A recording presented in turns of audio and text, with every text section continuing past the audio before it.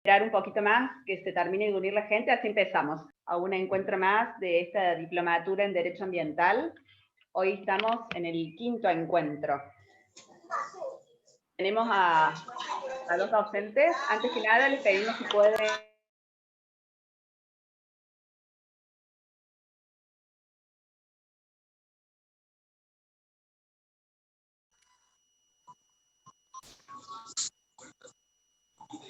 Lau, estás en mute, Lau.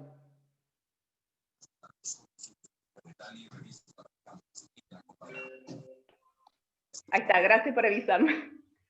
Bueno, bienvenidos a todos a un encuentro más de la diplomatura en Derecho Ambiental. Hoy comenzamos el 5º encuentro. Los temas que se van a tratar hoy es procedimiento administrativo ambiental, trámites ante los organismos de autorización, expedientes administrativos ante organismo sancionador, tipo de sanciones, intervención de la justicia penal en causas ambientales, poder de policía ambiental y juzgado municipal de faltas ambientales. ¿Sí? Esos son los temas que se van a tratar hoy. Como siempre, bueno, el chat va a estar habilitado para que hagan preguntas o dejen sus dudas, sus cuestionamientos. Y vamos a presentar a los docentes. Tenemos 2 docentes. Primero nos va a acompañar Natalia Langer. Ella es abogada, egresada de la Universidad Blas Pascal, es licenciada en Educación Ambiental, es especialista en Derechos Humanos y Derecho Ambiental, ha tenido publicaciones en diferentes revistas jurídicas, ha sido disertante en congresos nacionales e internacionales y ha sido seleccionada como líder ambiental en el año 2017 por la Fundación Advanced Leadership. También nos acompaña Juan Manuel Araoz. Él tiene 45 años, es casado y tiene 4 hijos. Es abogado también, egresado de la Universidad Católica de Córdoba, se especializó en Derecho Penal en la Universidad de Salamanca, en Derecho de Alta Tecnología en la Universidad Católica Argentina y en Derecho Ambiental en la Universidad Católica de Córdoba. Fue relator de la Cámara de Tribunales Federales desde el año 1996 hasta el año 2002. Es socio del estudio jurídico Araoz y Asociados, especializado en defensas penales, económicas y ambientales. Fue director de Asuntos Legales de la Legislatura de la provincia desde el año 2015 hasta el año 2019 y fue presidente de la Fundación IDEAR, Diseño de Políticas Públicas, también desde el 2015 hasta el 2019. También fue líder ambiental por la Fundación Advanced Leadership en el año 2017 y actualmente es administrador general de la Justicia Administrativa Municipal de Faltas de la ciudad de Córdoba. Así que bueno, con ustedes los docentes. Bueno, muchísimas gracias. La verdad que para mí es un placer estar acompañándolo y estar junto al doctor Araoz disertando acá. Así que bueno, la idea es yo hablar de toda la primera parte, que es la parte administrativa más que nada, unos 40 minutos más o menos de exposición, después que continúe el doctor Araoz con toda la parte penal y obviamente la parte de justicia de faltas municipal. Así que más o menos está organizada la ponencia de esa manera. Quiero agradecer a la Universidad Libre del Ambiente también por haberme convocado y poder estar participando hoy. Como yo sé de que hay gente que no es abogada, traté de no hacerlo tan técnico y darle las herramientas por ahí más prácticas para que se puedan llevar algo en concreto y que no solamente sea algo que les sirva a los abogados, sino también a cualquier ciudadano en común. Ahí tienen mi página web y mi mail por las dudas si les llega a quedar alguna cuestión, digamos, que quieran preguntar o que quieran consultar o que quieran leer. Yo en la página voy poniendo todos los artículos y cosas que voy escribiendo, charlas que voy dando, la pueden encontrar ahí en mi página. Pero ya, digamos, vamos a entrar en tema. Yo creo que muchos en esta quinta jornada ya les habrán hablado del artículo 41 de nuestra Constitución Nacional, que habla de este derecho de gozar de un ambiente sano. Pero en realidad lo que a mí me importa es este segundo párrafo que hace al tema que yo voy a tratar hoy. Es decir, las autoridades van a proveer a la protección de un derecho a la utilización racional de los recursos naturales, a la preservación del patrimonio natural y cultural. Y aquí quiero hacer foco porque muchas veces cuando hablamos de cuestiones ambientales solamente hacemos foco en la parte de lo natural, el bosque, la fauna, el agua, el aire, pero no tenemos en cuenta el patrimonio cultural. Y es algo integral de lo que es el derecho ambiental y de lo que se está protegiendo. Todo lo que es obviamente diversidad biológica y información y educación ambiental. Estos son los puntos importantes en realidad que hacen un poco a la administración pública. Después, el último párrafo lo que habla es, dice que corresponde a la nación dictar normas que contengan los presupuestos mínimos de protección provinciales necesarias para complementar aquellas en cada una de sus provincias. Yo creo que ya me habrán escuchado hablar algo de las leyes de presupuesto mínimo, pero lo que, digamos, le voy a explicar por las dudas si alguien se perdió esa clase, es las normas de presupuesto mínimo las dicta el Congreso de la Nación y es lo que da el piso, es decir, se puede legislar hasta ahí. ¿Perdón? No. Y después, las provincias lo que hacen es, pueden legislar teniendo en cuenta ese piso y darle mayor protección al ambiente, pero nunca pueden legislar para abajo. Es decir, si la Ley General del Ambiente, que es una ley de presupuesto mínimo, determina de que hay determinados principios ambientales, una ley provincial no puede decir de que hace caso omiso, por ejemplo, a determinado principio. O en la Ley de Ordenamiento Territorial de Bosque Nativo, que ustedes creo que ya lo vieron también, saben de que están pintados con 3 colores. Una provincia no puede decir, no, yo no voy a pintar de color rojo porque no me da la gana, porque la ley de presupuesto mínimo ya los obliga a que tiene que tener estos 3 colores en el ordenamiento territorial. Solo, digamos, como para dar ejemplos bastante toscos, pero para que lo logren entender. Esto es lo que a mí me establece el artículo 41. Y el artículo 124 es otro artículo que me parece interesante. Esto es el último párrafo y que dice que corresponde a las provincias el dominio originario de los recursos naturales existentes en su territorio. Entonces, vamos a empezar a ver dentro de las funciones, ¿sí?, de la administración, por qué legislan en cuestiones, por ejemplo, de caza, de pesca, lo mismo de ordenamiento territorial, de bosque, qué autorizan y qué no, porque cada provincia es la responsable de proteger su ambiente y sus recursos naturales. Entonces, esto vendría a ser un poco el esquema con el cual yo quiero empezar en realidad para que ustedes entiendan todo lo que yo voy a desarrollar en un ratito. Nosotros acá, yo me paro dentro del Estado, entendido dentro de sus 3 niveles y sus 3 poderes. Cuando hablamos de niveles nacional, provincial y municipal. Como ya les dije, es el doctor Arauz el que nos va a explicar un poco más en detalle lo que es la función, digamos, el Estado dentro de lo que es la parte municipal, y yo me voy a tratar de concentrar dentro de los otros 2. Y también tenemos al Estado entendido dentro de sus 3 poderes, ejecutivo, legislativo y judicial. En realidad, lo que yo voy a hacer es pararme dentro de el poder, el Estado entendido en sus 3 niveles, pero solamente desde el poder ejecutivo. El legislativo es el que dicta las normas, por ejemplo en Córdoba es la Cámara de Diputados y a nivel nacional tenemos la Cámara de Diputados y de Senadores, y tenemos al Poder Judicial, sí, a través de los tribunales, que es quien lleva los juicios y todas las quejas en realidad judiciales a través de ese Poder Judicial. En eso en realidad no me voy a meter, yo sé que más adelante van a tener todo lo que es amparos ambientales y todo, y ahí van a ver específicamente esto de al Estado incluso dentro del Poder Judicial.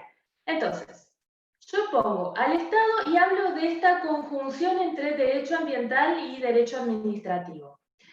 El derecho ambiental ustedes saben que tiene principios propios, principalmente el preventivo, el precautorio, y el derecho ambiental es transversal a todas las ramas. Es decir, que si yo tengo una cuestión civil, puedo tener una cuestión ambiental. Incluso si yo tengo hasta una cuestión de derecho laboral, puedo llegar a tener una cuestión de derecho ambiental. Es decir, cuando yo empiezo a ver, en lo penal ni hablar, cuando yo empiezo a ver las diferentes ramas del derecho, lo que veo es que puedo, dentro de esas ramas, tener cuestiones ambientales y que tengo que tomar, ¿sí? Y tener en cuenta estos dos pilares. En este caso me toca hablar del derecho administrativo, que es donde el Estado, ¿sí? Termina siendo parte, y a esto le agrego el derecho ambiental.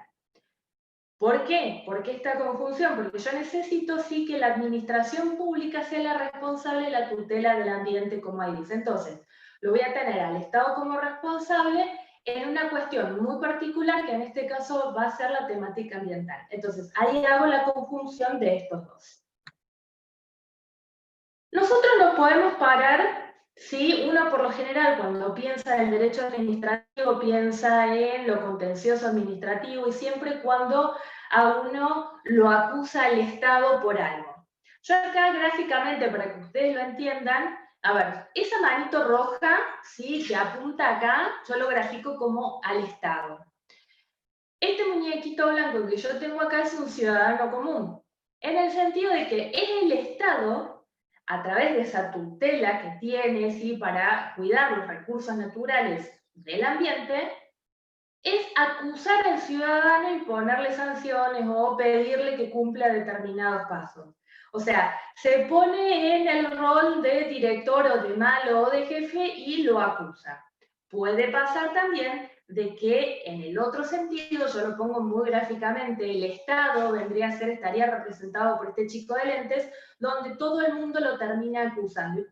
Y por lo general, cuando los terminan acusando es cuando uno termina en la justicia, es decir, el Estado puede verse como juzgador o como juzgado, ¿sí? Es decir, como alguien que imputa a alguien o que juzga a alguien por alguna infracción ambiental o que juzgan al Estado, ¿sí? Por alguna infracción ambiental.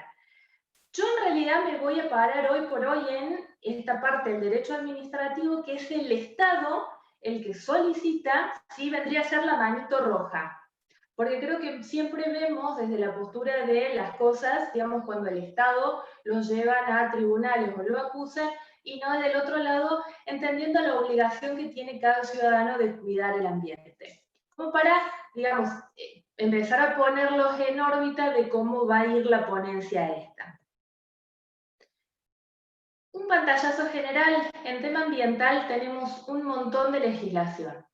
Principalmente la Constitución Nacional. ¿Sí? Como veíamos, el artículo 41 y el 124, a raíz, y un montón, digamos, de artículos más, todo lo que son los tratados internacionales, la parte de derechos humanos, las constituciones provinciales, que también tenemos que tenerlas en cuenta al momento de llevar a cabo, digamos, cualquier cuestión ambiental, la Ley General del Ambiente, que yo calculo que ya algo en la primera charla lo habíamos visto, cuando empezó la diplomatura, que hablaban de esta Ley General del Ambiente, con todo lo que eran los principios, conceptos, daño ambiental, bueno, digamos un montón de instrumentos también de política ambiental.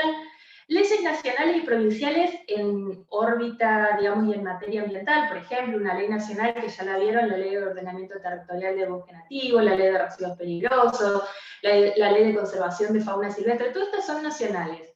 Pero a la vez cada provincia legisla, ¿sí? En normativa provincial. Por ejemplo, en el tema de caza, de pesca, la ley de bosque o de desmonte que tiene cada uno, la protección en lo que es fauna, es decir, cada provincia va legislando también sobre materias y cuestiones ambientales en particular. Como yo les decía también, acá tenemos que traer no solamente la cuestión ambiental, sino también la cuestión del derecho administrativo, que es las leyes de procedimiento administrativo. Tenemos la ley, en realidad como para tomar un parámetro, la ley provincial de derecho administrativo, la ley nacional, perdón, de derecho administrativo y la ley provincial, que es esta ley 5050, que en realidad todas las conocemos como, porque después fue modificada, la conocemos como la 6658, que es la ley de Córdoba. Pero que hacía ver en el chat, así cuando recién entré, que había creo que de La Rioja y de otras provincias, cada provincia tiene su propia ley de procedimiento administrativo. Entonces, por ahí, cuando tengan que realizar algún trámite en cuestiones, digamos, dentro del Estado, tienen que tener en cuenta su propia legislación de procedimiento administrativo en cada provincia. Otra particularidad, y voy a ser como muy autorreferencial a Córdoba, porque en realidad es una diplomatura que se está dictando acá en la provincia, pero voy a tratar de tomar ejemplos de otras provincias. En Córdoba lo que hay es una modificación a esta ley de procedimiento administrativo a través de la ley 10.618, que habla de simplificación y modernización de la administración. Hay un montón de cuestiones, pero básicamente lo que hace es empezar a incorporar la tramitación a medida, digamos, de manera online, a través del famoso ciudadano digital, ¿sí? Que a lo mejor muchos deben tener porque necesitan hacer, no sé, trámites del boleto gratuito o alguna otra cuestión, y ustedes van a empezar a ver que ahí se crearon formularios y todo para que yo me pueda comunicar o pedir autorizaciones, ya lo vamos a ver, que yo me pueda comunicar con la administración, ya no de manera presencial, sino que lo puedo hacer de manera online, más ágil y digamos, mucho más fácil, con esto encima de la pandemia, no necesitar ir hasta una ventanilla de SWAG para ingresar a algún trámite. Entonces, y también modifica algunas cuestiones de plazos y todo, pero no, como les dije, no lo quiero hacer muy técnico porque no todo el mundo es abogado. Pero no significa que no puedan contactarse conmigo y yo facilitarles la ley, y en eso no hay ningún tipo de inconveniente. Simplemente para ya pasar de este tema, tengo que tener en cuenta dos cosas. Si yo voy a ir a litigar en un contencioso administrativo, ¿sí? Es decir, en el Poder Judicial, en sede administrativa, me voy a regir por la Ley de Procedimiento Administrativo. Ahora, si yo tengo que hacer un trámite dentro del Estado, no sé, llámese Secretaría de Desarrollo Social o Ministerio de Desarrollo Social, Secretaría de Ambiente, lo que sea, más allá de la Ley de Procedimiento Administrativo, tengo que tener en cuenta esta Ley de Simplificación y Modernización de la Administración, que básicamente lo que hace es pedirles, ¿sí?, que ustedes a través del CIDI empiecen a hacer todas las comunicaciones y que el Estado se pueda empezar a comunicar también de manera online con ustedes. Ya para entrar, digamos, en el tema administrativo liso y llano, vamos a empezar con un concepto que es sumamente básico de acto administrativo, que es toda manifestación o declaración emanada de la administración pública en ejercicio de las potestades administrativas mediante el que impone su voluntad sobre los derechos, libertades o intereses de otros sujetos. Ahí le doy dos ejemplos claros y precisos como para que ustedes entiendan qué es el acto administrativo. Por ejemplo, yo tengo la edad para jubilarme y me quiero jubilar, me voy al ANSES, presento los trámites y es el ANSES el que me va a decir si yo me concede o me deniega mi jubilación. Esa concesión o esa denegación es el acto administrativo. En el tema, por ejemplo, de si yo quiero en mi campo desmontar, necesito tener una autorización. La voy a pedir a Secretaría de Ambiente. Si Secretaría de Ambiente me autoriza o me deniega, esa es, digamos, el acto administrativo liso y llano. La función administrativa es totalmente distinta. Tenemos un acto administrativo y una función administrativa. Todo esto ya se los voy a pasar a simplificar porque yo sé que es bastante compleja el concepto que puse. Y lo que me dice es que se realiza bajo un orden jurídico, es decir, la función administrativa va a estar reglada dentro de lo que es el parámetro de leyes, ordenanzas, resoluciones que va sacando el Estado, limita sus efectos a los actos jurídicos concretos y a los actos materiales que tienen por finalidad la prestación de un servicio y la realización de las demás actividades que le correspondan, en las relaciones con otros entes públicos o con los particulares regulados por el interés y bajo un régimen de policía o de control. Pasado a castellano, para los que no son abogados, acá tenemos lo que es una función administrativa. Es decir, yo puedo organizar, puedo controlar, puedo planificar, puedo dirigir, puedo coordinar. Es decir, el Estado, por ejemplo, puede planificar una política pública, organizarla como va a ser, dirigir todo el proceso, coordinar a lo mejor con otros ministerios o con otras áreas, y controlar que todo eso que él legisló, que él diagramó, o él planificó, se controle para que se haga de una manera efectiva. ¿Sí? Esto vendría a ser la función pública. Pero en el tema ambiental, ¿sí? Tenemos 4 funciones en realidad concretas que tiene el Estado. Y esto lo vamos a ver en realidad casi en todas las provincias, ¿sí? Que podemos diferenciar estas 4 funciones ambientales. La función de autorización de cualquier actividad, emprendimiento, todo lo que tenga que ver con ambiente que afecte el recurso, la biodiversidad o el medio ambiente en general, ¿sí? Tienen que, y esto lo establece la ley, tienen que tener determinadas autorizaciones. La función de control y fiscalización, la función de sancionar y también la función de informar y participar, o de información y participación. Es decir, fíjense que yo en la anterior filmina le hablaba así de las funciones en general y en esto ya lo bajé pura y exclusivamente a las funciones que tiene el Estado en cualquiera de sus poderes y en cualquiera de sus ámbitos, pero ya en materia ambiental. Entonces, por ejemplo, en Córdoba, si esto tienen que chequearlo en cada provincia, si es solamente, no sé, la Secretaría de Ambiente o hay otros que lo llaman Secretaría de Recursos Naturales, es decir, cada provincia tiene su propia denominación para un ministerio, una secretaría o una dirección. En el caso de Córdoba, tenemos 2 organismos que son los encargados, ¿sí?, de proteger los recursos, ¿sí?, los recursos naturales de la provincia de Córdoba, y son los encargados de autorizar o no determinadas actividades. Por ejemplo, tenemos cuestiones hídricas y tenemos cuestiones ambientales. Todo lo referido a autorizaciones que tenga relación con la parte de, hídrico, porque viene por el tema de agua, lo autoriza la Secretaría de Recursos Hídricos. Es decir, si yo necesito hacer una extracción de agua, una extracción de áridos, descargar efluentes, desviar un cauce del río por determinadas cuestiones, hacer un canal, o saber si yo, digamos, con determinada obra voy a invadir o no una línea de ribera, todas esas consultas las tienen que hacer en la Secretaría de Recursos Hídricos. Y ellos le van a decir cuál es la documentación que deben presentar, de qué manera, y si los autorizan o no los autorizan a hacer determinadas actividades. En la parte ambiental, quien autoriza es la Secretaría de Ambiente, ¿sí? Entonces tenemos, por ejemplo, en el caso de fauna, si hay alguien que le gusta ir a pescar o ir a cazar, sabe de que tiene que sacar la licencia para cazar o para pescar. Y el Estado lo que hace es regular y me dice dónde puedo cazar, qué ejemplares puedo cazar, de qué manera, con qué arma, en qué horario, ¿sí? Con los pescados pasa el mismo. Prohíbe, por ejemplo, la pesca con red y me dice qué cantidad de ejemplares yo puedo extraer del río, de qué medida, es decir, lo que hace es proteger, en este caso, el recurso de fauna, ¿sí? Fauna silvestre o fauna híptica.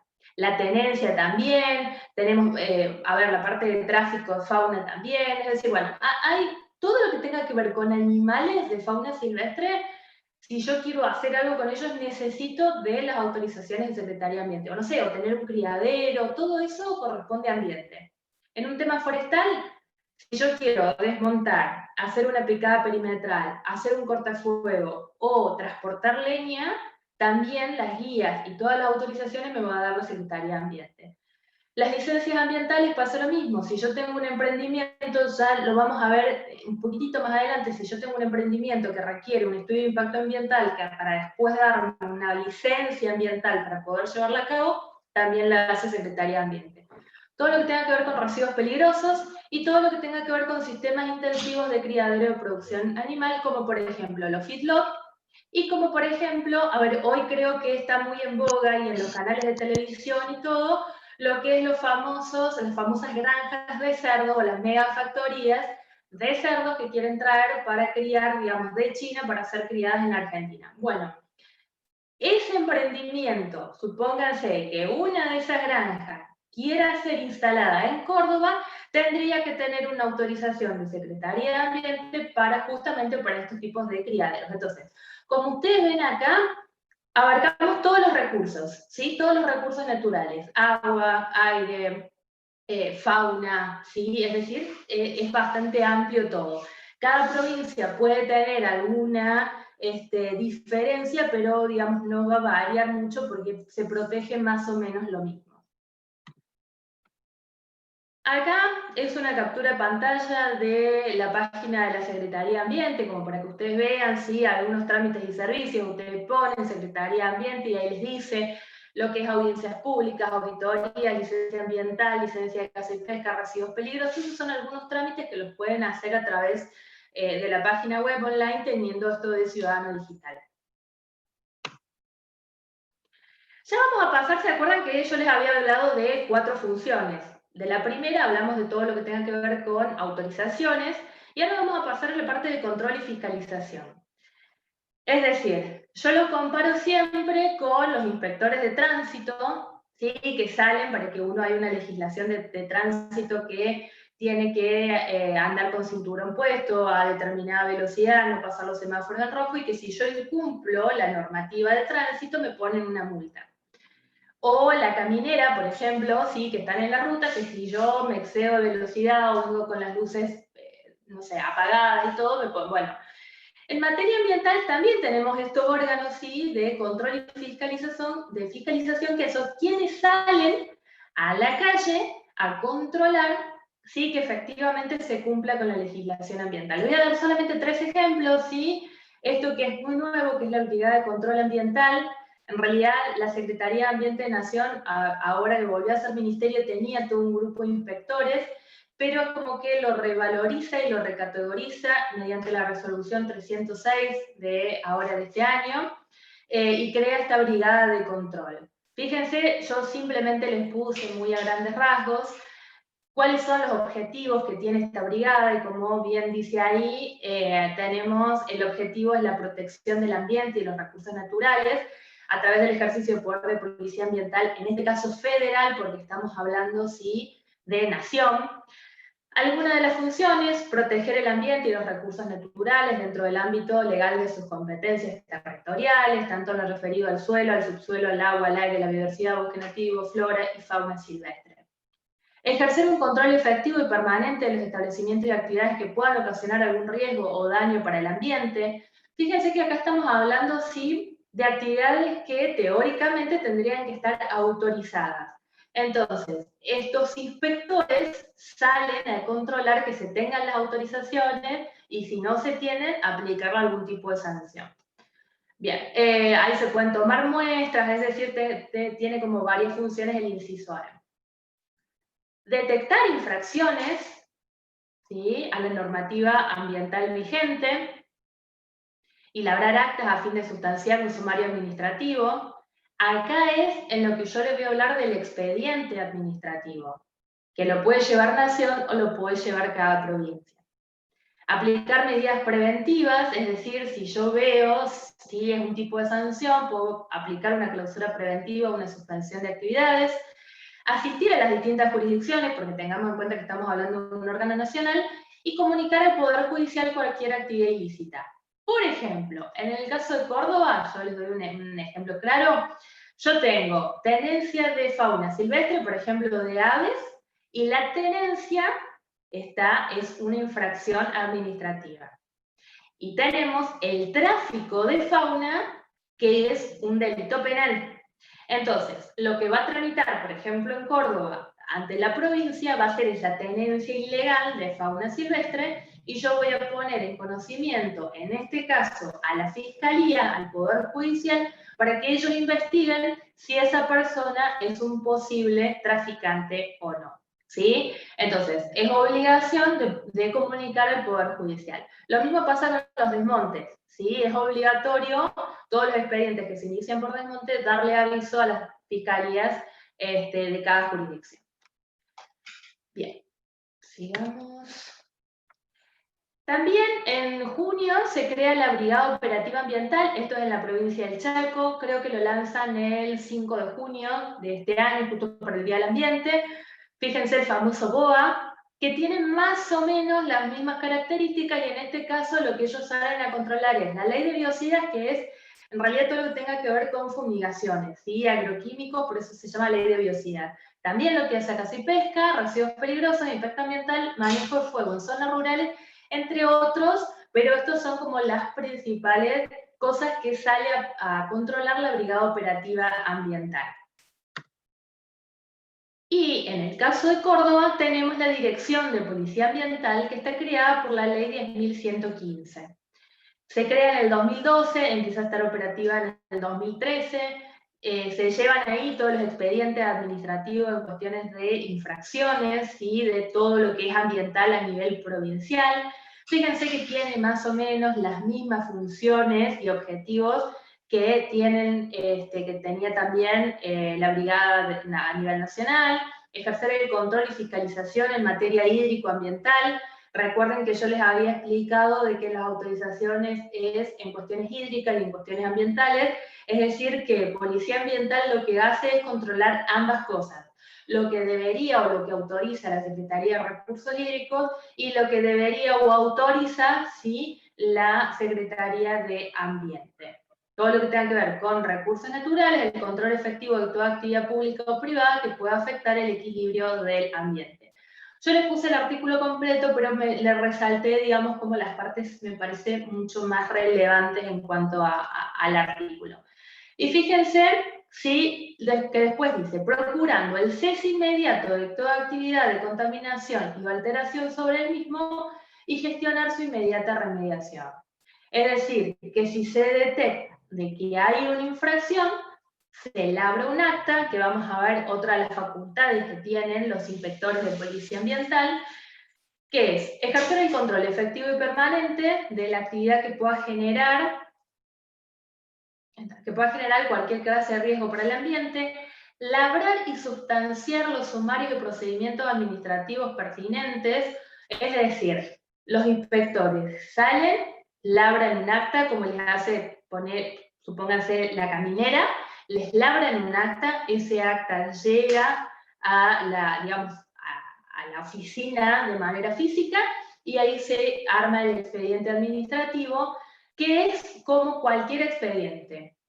Se analiza la infracción, se hace una primera providencia y se ve cuáles son las imputaciones o las infracciones que cometió dicha persona. No sé, puede tener de que no tenía licencia ambiental, por ejemplo, para un loteo, ni tampoco tenía todo lo que es el vertido de efluentes, ¿sí? O puede ser que estaba desmontando sin autorización. Entonces, se labran las actas, se empieza el sumario administrativo, se hace como una primera providencia con la imputación, con toda la legislación y los artículos, y eso es lo que se le notifica al administrado o al posible infractor.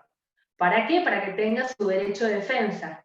Es decir, se tramita como un expediente, como si los abogados, o sea, como un expediente, como si fuese en un juzgado, pero esto lo lleva a cabo el Estado. Se pueden presentar pruebas, ¿sí? Está la parte de alegatos, y se dicta una resolución. Y con eso, en realidad, es como que se terminaría el expediente administrativo. Vamos a ver cuáles pueden llegar a ser las posibles sanciones. Pero para que ustedes vean si se tramita un expediente teniendo en cuenta la legislación administrativa, ¿sí?, con todos los requisitos que a mí me piden, con los plazos que a mí me piden, pero agregándole ahora que yo muchas presentaciones las puedo hacer de manera online, por ejemplo. Bueno, aplicar las sanciones. Profe, disculpe. Sí. ¿Qué tal? Buenas tardes, Facundo. Bueno, creo que lo estaríamos olvidando de uno de los actores principales que tiene la Policía de la Provincia de Córdoba, como la División Patrulla Ambiental, que tiene ya 28 años de antigüedad. Ahí voy, porque... Bueno, ahí voy, muchas dame un gracias. segundo, porque Disculpe. en realidad son... No, por favor. A ver, cuando actúa en las diferentes, digamos, provincias, actúan estas brigadas, ¿sí?, o estos inspectores, pero también tienen la facultad, por ejemplo, la Policía Común, Gendarmería Nacional, ¿sí?, o en el caso de Córdoba tenemos lo que es patrulla ambiental, que patrulla depende de la Policía de Córdoba, ¿sí? Es decir, es una división especial que se dedica también a determinados temas. Por ejemplo, Policía Ambiental del Estado no trata temas de violencia, de maltrato animal, pero patrulla ambiental sí lo puede hacer. Y acá hay que diferenciar una cuestión. Hay cosas que las puede llevar un expediente administrativo y hay otras que por ser delitos no las puede llevar un órgano administrativo.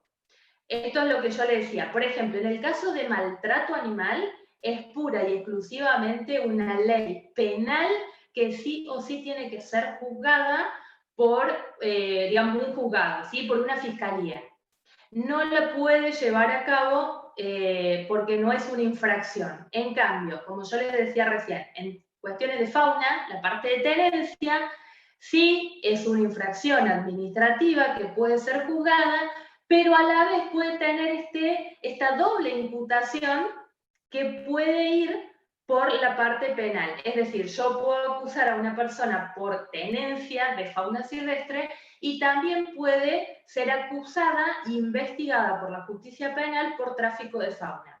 Y no son incompatibles, ¿sí? Y se pueden hacer los dos trámites en conjunto y a la vez. Uno que tramita en materia del Estado y otro que tramita, ¿sí?, en la parte judicial. ¿Está? Pero ahora lo que yo le decía, yo me voy a parar en el rol de que es el Estado el que termina acusando, ¿sí?, a los ciudadanos. Y no me voy a meter mucho en la parte judicial. Aplicar entonces sanciones y todo lo que hace, por ejemplo, patrulla ambiental en cuestiones de también de tenencia de fauna o detecta alguna otra infracción, faltas de autorizaciones o lo que sea, lo que hacen es entregarnos el sumario administrativo, ¿sí?, al Estado, y es el Estado el que sustancia todo el proceso administrativo. Es decir, que se puede iniciar tanto por un acta, por ejemplo, labrada por los inspectores, como por un acta labrada por Gendarmería Nacional, por Patrulla Ambiental en el caso de Córdoba, o por la Policía Común, que también están facultados para entender en estas causas. Lo que se trata es de poner personal especializado que conozca y que entienda de la legislación ambiental. Pero es cierto que Patrulla Ambiental se creó y es un órgano especializado de la Policía, y tiene obviamente más amplias facultades que, digamos, que Policía Ambiental llamado, digamos, como órgano estatal. Imponer obligaciones de remediación, bueno, disponer las medidas necesarias para hacer cesar la actividad contaminante o no autorizada. Y ahí voy a pasar al tema de las sanciones en sí. Tenemos la responsabilidad administrativa ambiental. ¿Qué significa? Las consecuencias jurídicas que pueden recaer sobre una persona natural, es decir, una persona física, ¿sí?, o una persona jurídica, por las infracciones a las normas o disposiciones legales en materia ambiental, y se concreta la aplicación de sanciones administrativas. ¿Cuáles pueden ser las sanciones administrativas? Acá no hay cárcel, ¿sí? Estamos hablando, no hay prisión, no se puede sancionar con prisión, eso le corresponde a la justicia y al Poder Judicial. En este caso, vamos a tener, en realidad podemos hablar de tres tipos de sanciones. Vamos a ir con la primera, con la preventiva, que es la que está en el medio. Cuando llega alguien a un lugar, uno de cualquiera de estos inspectores, cualquiera de la policía, y constata que están haciendo un desmonte y no le muestran la autorización, pueden efectivamente hacer parar ese desmonte hasta tanto se compruebe si efectivamente tenía o no autorización. Se llaman las famosas medidas de cese preventivo precautorio, ¿sí?, que ya las habíamos nombrado cuando yo les empecé a hacer alusión a la brigada a nivel nacional. La parte monetaria, es decir, cuánto, digamos, si yo cometí una infracción, cuánto en dinero me va a costar esa infracción. Si yo me fui a cazar y no tenía licencia, ¿cuánto va a ser el monto de la multa por cazar sin licencia? ¿Cuánto va a ser el monto de la multa por desmontar sin autorización? Es decir, hay parámetros que los da la misma ley para ir calculando multas monetarias. Lo que no quiere decir, ¿sí?, y que no es ajeno, que si yo pago la multa, no me puedan aplicar una sanción accesoria. Por ejemplo, en el caso del monte, se les pide que reforesten. Si hay un canal clandestino, por ejemplo, y está provocando algún perjuicio, directamente se tapa ese canal clandestino. Si hay una invasión de línea ribera, se solicita de que eso se saque, ¿sí?, es decir, tratar de volver las cosas al estado anterior lo más que se pueda. En el caso de la fauna, por ejemplo, se los secuestra y siempre se trata de volver los animales siempre que se puedan y que estén en condiciones a su hábitat natural. Es decir, yo no solamente voy a tener una sanción en dinero, sino que también me van a aplicar una sanción accesoria dentro de lo que es el expediente administrativo. Vamos a ir avanzando, ya estamos llegando casi a lo último. Vamos a hablar de esto que yo les decía que era la cuarta función. Ya hablamos de la parte de autorización, ya hablamos de la parte de control, ya hablamos de la parte de sanciones, que solamente me pueden aplicar una sanción a través de un expediente administrativo. Por eso es que se elaboran las actas y se sustancia todo el proceso, y es ahí donde se calcula la multa. Porque hay muchos de que piensan, a ver, la caminera le pone en el mismo momento cuánto es el monto de la multa. En este caso, en lo que se tramita acá en Córdoba, se tiene que ver todo lo que está en el proceso y recién ahí calcular la multa específica, digamos, por la infracción. Acceso a la información pública y participación pública es la cuarta función del Estado, en realidad en materia ambiental. Ahí les puse, digamos, ese recuadro de abajo de la ley 27.566, que habla del Acuerdo Regional sobre Acceso a la Información, Participación Pública y Acceso a la Justicia, que no es nada más ni nada menos que el Acuerdo de Escazú, que viene a reforzar toda la legislación que nosotros ya teníamos. No me voy a meter en tema porque no sé si la clase que viene o la otra, no recuerdo bien, van a tener un módulo específicamente que habla del acuerdo de Escazú y se van a meter en tema.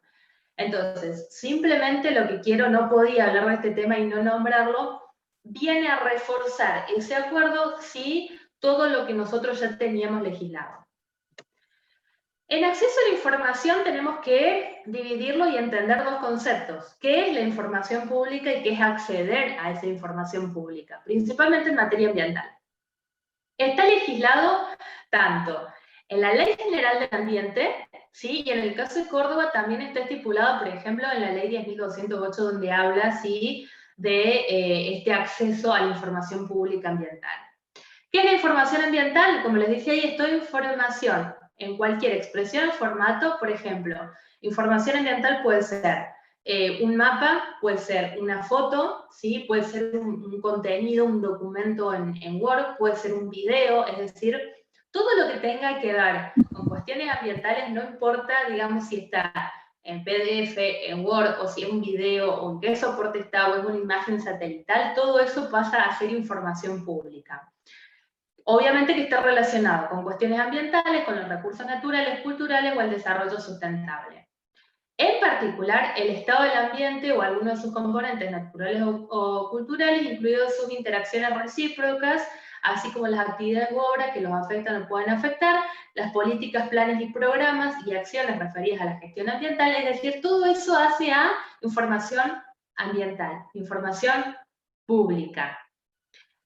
¿Qué es acceder a esa información pública? Por ejemplo, un estudio de impacto ambiental sí sería una información pública. El acceso es eso de que yo lo puedo pedir y me lo tienen que contestar. Entonces, después si quieren discutimos si se contesta, no se contesta, en qué tiempo, en qué plazo, todo, pero esto es lo que me marca la ley.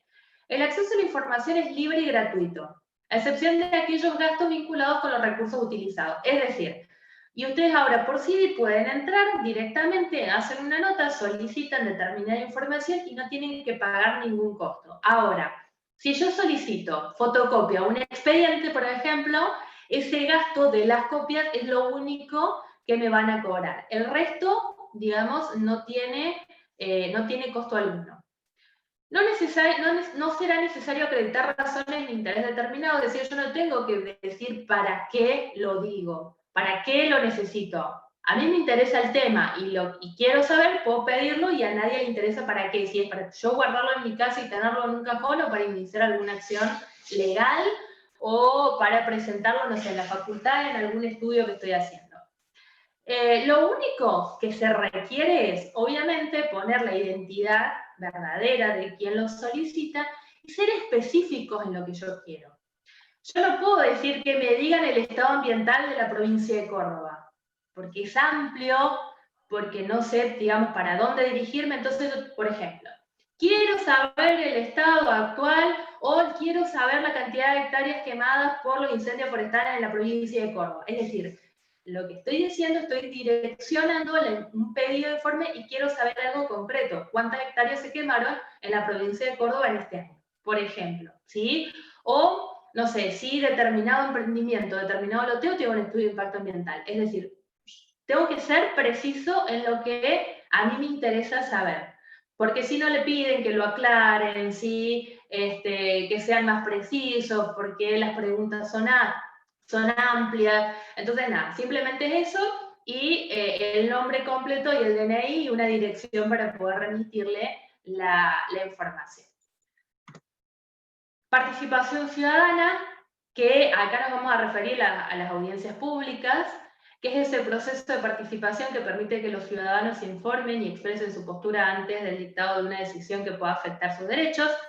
Básicamente las audiencias públicas, yo acá les voy a poner un par de ejemplos, esto está sacado de la página de la Secretaría de Ambiente. Cualquier ciudadano se puede inscribir para participar en una audiencia pública. Ahora estaban siendo online. Fíjense que esta audiencia por un loteo de Villanueva, que la fecha de audiencia es el 18 de noviembre del 2020, todavía cualquier ciudadano se puede inscribir para participar en la audiencia. Las otras ya están cerradas, pero para que ustedes vean, sí, que les sale la información para poder participar. Esta simplemente les traigo para que ustedes vean de que no solamente las audiencias públicas se hacen por loteo. Por ejemplo, una audiencia pública, esta fíjense que dice que va a ser digital, que es por un parque industrial de áreas. Y esta es una audiencia pública por una mini planta integrada de procedimiento de maíz para producción de alcohol y alimentos para animales. Es decir, si a mí me interesa alguna de estas temáticas, yo puedo participar y dar, digamos, mi voto a favor o en contra, si estoy o no a favor y en contra. Lo único que no tienen las audiencias públicas es que son vinculantes, es decir, la opinión que tiene el ciudadano no es obligatoria que la tome, en este caso, el Estado. Lo que sí tiene que fundamentar por qué, digamos, tomó tal decisión y a lo mejor si no está de acuerdo con lo que dice la ciudadanía, por qué no está de acuerdo de dar los fundamentos con respecto a esto.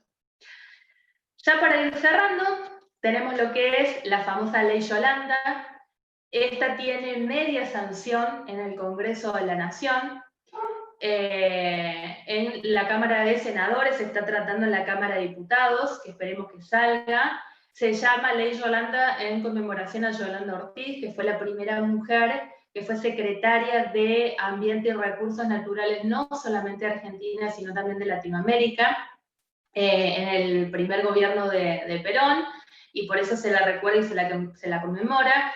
Y lo que establece es la obligatoriedad de capacitaciones en cuestiones ambientales para los integrantes de los tres poderes, Poder Ejecutivo, Poder Legislativo y Poder Judicial, en todos los ámbitos, a nivel nacional, provincial y municipal. La idea es de que todo el mundo, así como pasó con la ley Micaela, ¿sí? Que hablaba de cuestiones de género, de violencia de género, de maltrato y todo, bueno, en este caso se pide, digamos, de que sea obligatorio también, y armar un listado con todos los funcionarios que se capacitaron en esta temática. Digamos, es una ley que se está pidiendo que se apruebe, que se cree de que ya tiene mi ascensión y que va a salir, pero me parece sumamente interesante porque por ahí solemos encontrarnos con personas, cuando yo litigaba, por ejemplo, de que en cuestiones ambientales no tenía idea y cuando se le planteaba el principio precautorio, no lo tenían en cuenta o me decían que pruebe determinada cosa. Hola. Sí. Disculpe. Así que bueno, esto es como lo nuevo, lo que se está esperando, que me pareció interesante traérselos a colación para que ustedes sepan, y de que necesitamos en cuestiones ambientales, porque piensan de que no es transversal a todo no sé, en arquitectura podemos tener cuestiones de arquitectura sustentable, podemos tener en economía lo que hace economía circular, creo que ustedes vieron lo que es ODS y seguramente la doctora Lizardi les habrá hablado de las compras públicas sustentables, y no todo el mundo la conoce. Entonces, creo que necesitamos mayores funcionarios en todos los poderes y en todos los niveles más capacitados, por lo menos que tengan una noción y que sepan de que existen, y que después busquen algún profesional idóneo para plantear determinada cuestión.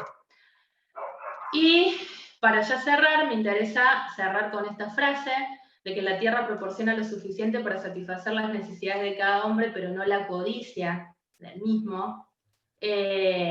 Estamos viendo de que se está afectando muchísimo todo lo que tiene que ver la biodiversidad, los recursos naturales, tenemos animales en peligro de extinción y seguimos sin reaccionar. Así que yo celebro la cantidad de personas que se están capacitando en materia ambiental, que se preocupan, que se ocupan también del tema. Y como yo siempre digo, todos los que hoy estamos acá podemos hacer de agentes multiplicadores, y lo que hoy, el conocimiento que ustedes empezaron a tomar en esta diplomatura de Derecho Ambiental, replicarla, ¿sí?, a los demás para que empiecen a tomar conciencia y ver si de una buena vez por todas tenemos un mundo ambientalmente sustentable.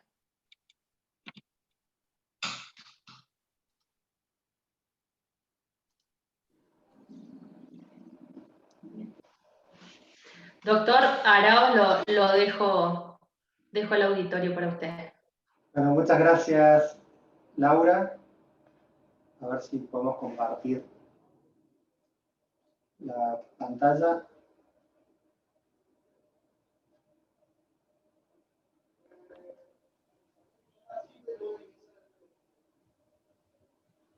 A ver, estamos intentando. Un segundito.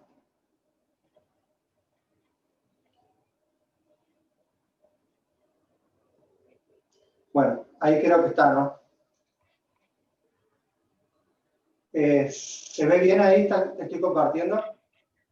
Sí, se ve perfecto. Bueno, muchas gracias. Bueno, muchas gracias, Laura, y a la Universidad Libre del Ambiente por la invitación. Excelente exposición, Natalia. La verdad es que siempre se aprende, sobre todo de las personas que están en el ejercicio y en la dinámica diaria.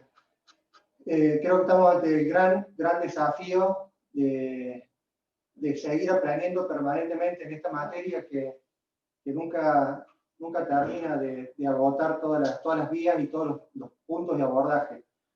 En mi caso, yo quiero hacer la aclaración de que yo soy un abogado que vengo del ámbito penal, y como habrán visto en mi presentación de mi currículum, yo vengo de la justicia federal y soy un abogado netamente litigante. Entonces, también quiero que pueda aportar digamos, mi conocimiento desde ese punto de vista. No soy un profesor de derecho penal y ambiental, sino un abogado litigante y hoy funcionario a cargo de la justicia de falta de la Municipalidad de Córdoba. Con esta aclaración es que comienzo mi exposición. Concretamente, esta diplomatura me ha encargado de la parte de derecho penal ambiental. A ver un segundito, ¿qué pasa ahora? Otra. Bien. Ustedes podrán ver de que nosotros tenemos, ya lo habrán visto en las anteriores exposiciones, normativa nacional, provincial y municipal. Es decir, estamos cortados transversalmente en materia ambiental por toda esta especie normativa, y hay un gran cúmulo de normativas. Yo voy a hacer hoy una exposición concretamente de lo que existe hoy en materia penal ambiental, que serían nuestras leyes nacionales, nuestro Código Penal, y con algunas leyes nacionales de importancia, y voy a bajar a municipio de Córdoba, de la ciudad de Córdoba, que es el lugar donde concretamente me toca hoy cumplir esta función a cargo de la justicia de falta, y donde hemos traído algunos avances en materia ambiental, como es la creación del primer juzgado administrativo ambiental. En caso de jurisprudencia, voy a tocar brevemente un caso muy polémico, pero que bueno, no tengo problema de tratarlo desde lo académico, que es el caso Ituzaingó, el cual me tocó ser abogado, como abogado defensor en esa causa, con lo cual pude conocer y aprender mucho sobre la materia, lo cual va a ser expuesto en este momento desde ese punto de vista. En materia de legislación ambiental, bueno, brevemente son todas las legislaciones que ya hemos visto. Tenemos el gran avance de la Ley General del Ambiente nacional, la 25675, que parte a través de la reforma que hubo en el 94, el artículo 41. La ley provincial, principalmente yo quiero destacar la importancia de la ley, la 10.208, la ley de política ambiental, creo que una de las más avanzadas de nuestro país en materia ambiental, que también bueno, deriva de esta Ley General del Ambiente. Y bueno, y en materia municipal tenemos nuestra Carta Orgánica Municipal y nuestro Código de Convivencia, que es la Ordenanza 12468, y posteriormente, a partir de eso, que creamos el Juzgado Ambiental en el ámbito municipal, y concretamente están todas las faltas contra el ambiente que existen dentro de ese Código de Convivencia, materia que será expuesta luego. Bueno, concretamente para abarcar, sabiendo que no todos somos abogados los que estamos integrando este curso, esta diplomatura, quiero hablar concretamente de algo. En Argentina tenemos una falta importante, que es lo que yo he podido constatar a través de mi experiencia como abogado, de no tener en el Código Penal un título concreto respecto al ambiente. ¿Bien? Nosotros hoy tenemos en el Código Penal argentino, a grandes rasgos, este artículo 200.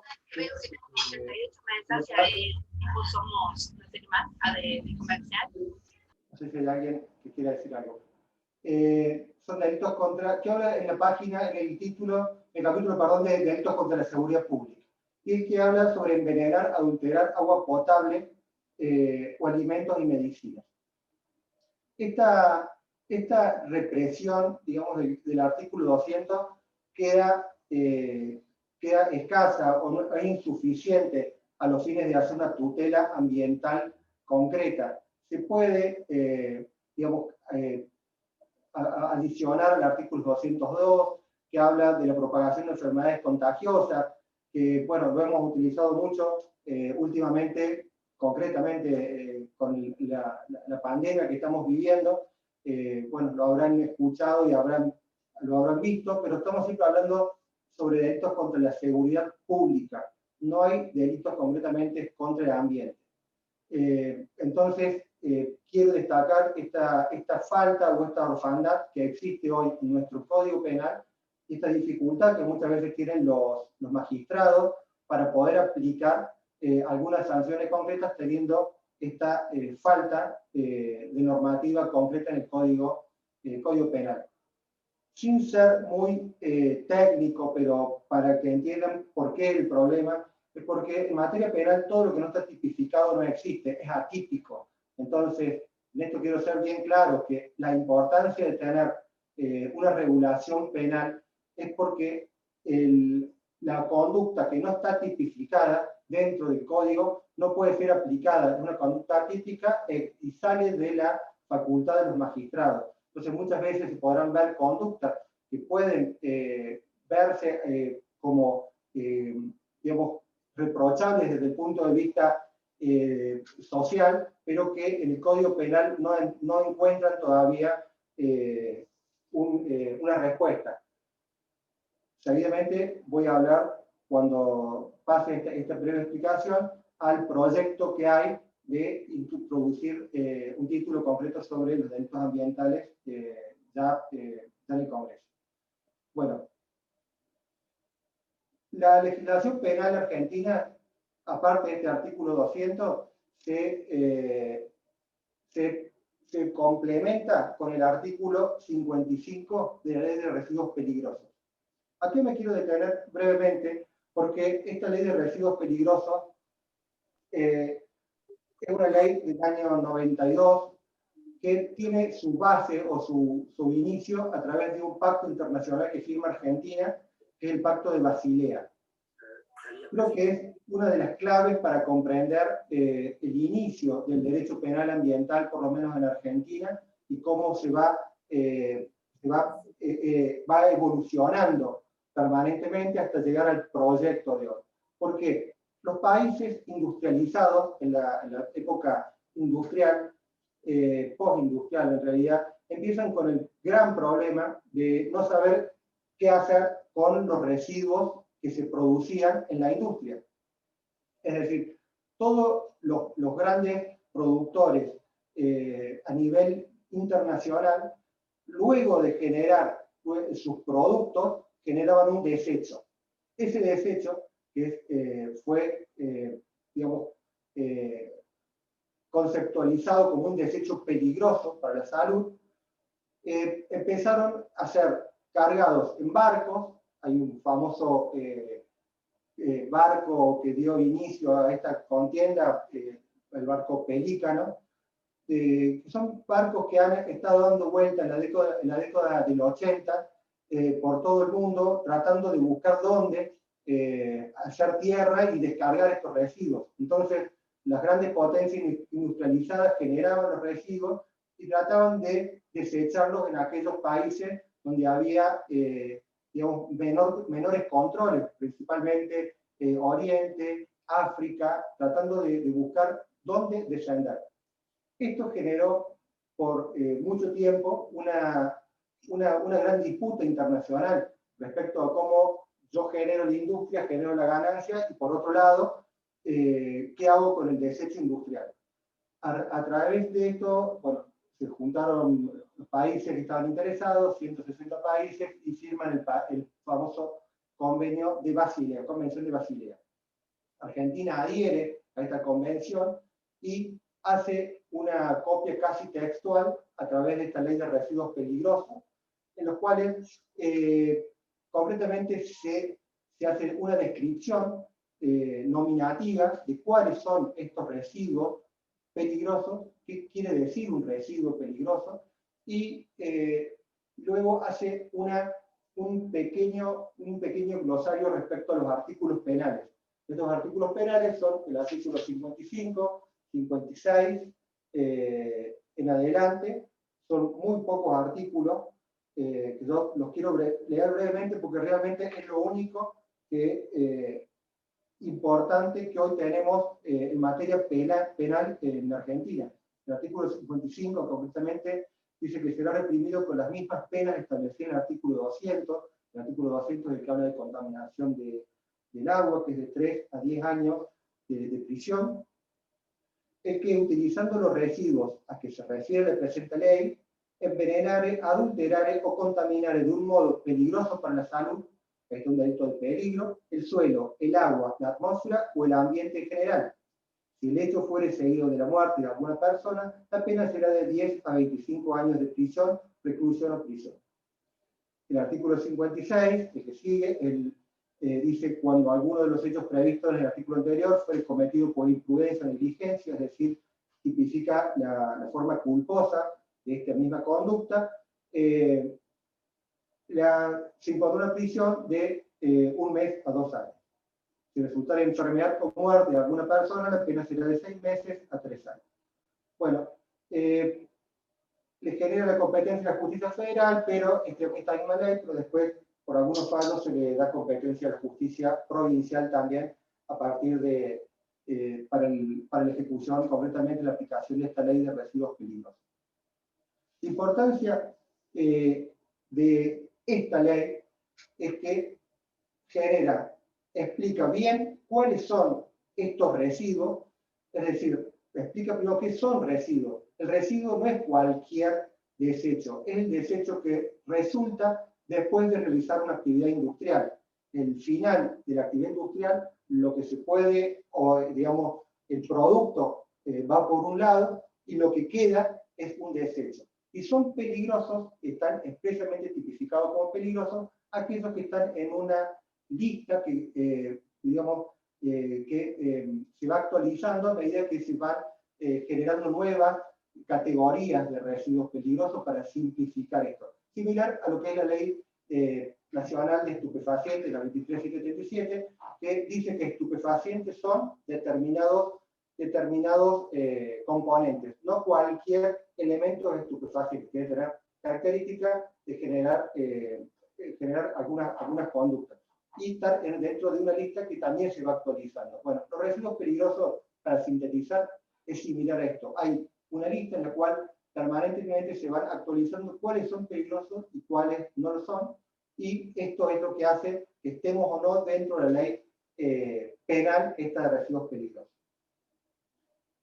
A todo esto, yo lo que quiero llegar es que la legislación penal argentina básicamente digamos, está resumida en estos dos artículos.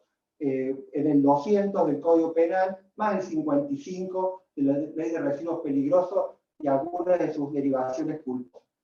¿Cuál ha sido la gran dificultad en Argentina?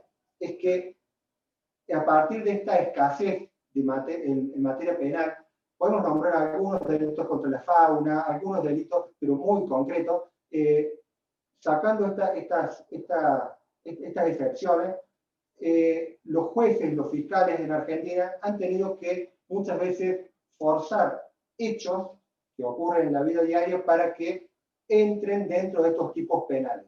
Esto ha generado una gran controversia y una gran casuística respecto a cuáles hechos están dentro de la ley de residuos peligrosos y cuáles no. Digamos, es más, hasta ha habido algunas contraposiciones jurisprudenciales. Acá hay prestigiosos abogados como el doctor Maciocchi que lo vive a menudo, y hay bueno, numerosos profesionales que nos debatimos entre la jurisprudencia, que algunas veces dice que es penal y otras veces dice que no es penal.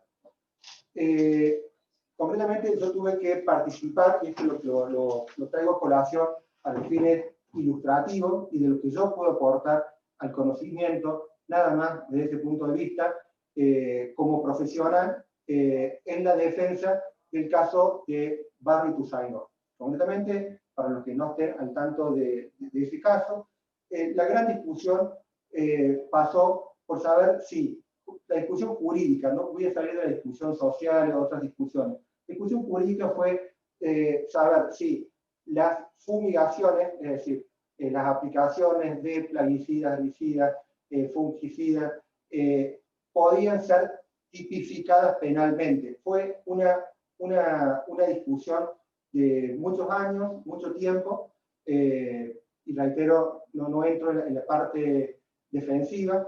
La Corte ya había dado algunos símbolos, algunos signos concretos de que todo lo que eran plaguicidas, todo lo que son biocidas, no entraban dentro de los residuos peligrosos. Había algunos casos concretos que entraban dentro de residuos peligrosos, por ejemplo, los residuos que se generaban en los bidones o en los tachos una vez que se aplicaba. Hasta ese momento era esa la discusión. Bueno, Córdoba, como muchas otras veces, genera estos casos muy controvertidos, como fue este caso concretamente, en el cual se decide aplicar a las aplicaciones de plaguicidas la ley 24051 de residuos peligrosos. Y se genera ahí una gran controversia jurídica y social. Pero vamos a lo jurídico. La discusión era saber si eran o no residuos peligrosos los plaguicidas y concretamente algunos organos clorados persistentes que sí están dentro de los residuos peligrosos, y glifosato y todos estos plaguicidas que se utilizan, y herbicidas que se utilizan de manera autorizada. La discusión terminó condenando al aplicador, digamos, al dueño del campo y al aplicador a una condena que no fue de prisión. Esto fue apelado, fue confirmado por el Tribunal Superior de Justicia, y la Corte Suprema no entró en el asunto, en el fondo del asunto, por más de que se haya llevado este caso hasta la Corte, siendo que tenía otros antecedentes como Arroyo Sarandí, en el cual ya había dicho de que todos los plaguicidas, etcétera, no eran residuos peligrosos y no estaban en la 24051. Esto lo traigo solamente a colación porque creo que es uno de los grandes ejemplos en Córdoba y para el país de aplicación de la ley penal a una actividad totalmente lícita como es la actividad agropecuaria, y cómo se resolvió esta cuestión en este caso concreto. Y quiero resaltar este caso concreto porque hubo otros casos en los cuales se tomaron otras decisiones respecto a la ley de residuos peligrosos, a la aplicación de esta ley. Esto no hace más que resaltar la necesidad, ya como ciudadanos, de que se tipifique nuevamente el tema de los delitos ambientales. Se genera una gran controversia respecto a esto, y yo creo que a raíz de que el Código Penal en forma íntegra se generó una comisión de reforma del Código Penal, en el cual se vio la necesidad de incorporar este nuevo título al Código, a partir del artículo 444, perdón, un nuevo artículo en el cual se generarían una serie de nuevos tipos penales, y esto vuelvo a lo que había dicho al principio. Acuérdense que lo que no está tipificado no puede ser juzgado desde el punto de vista penal.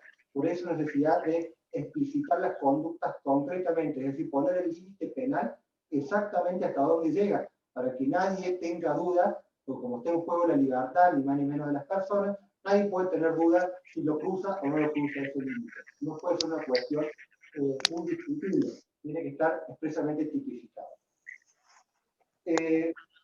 Este proyecto, concretamente, de reforma del Código Penal, lo que hace es generar un título nuevo respecto, el título este 23, respecto a delitos contra el ambiente.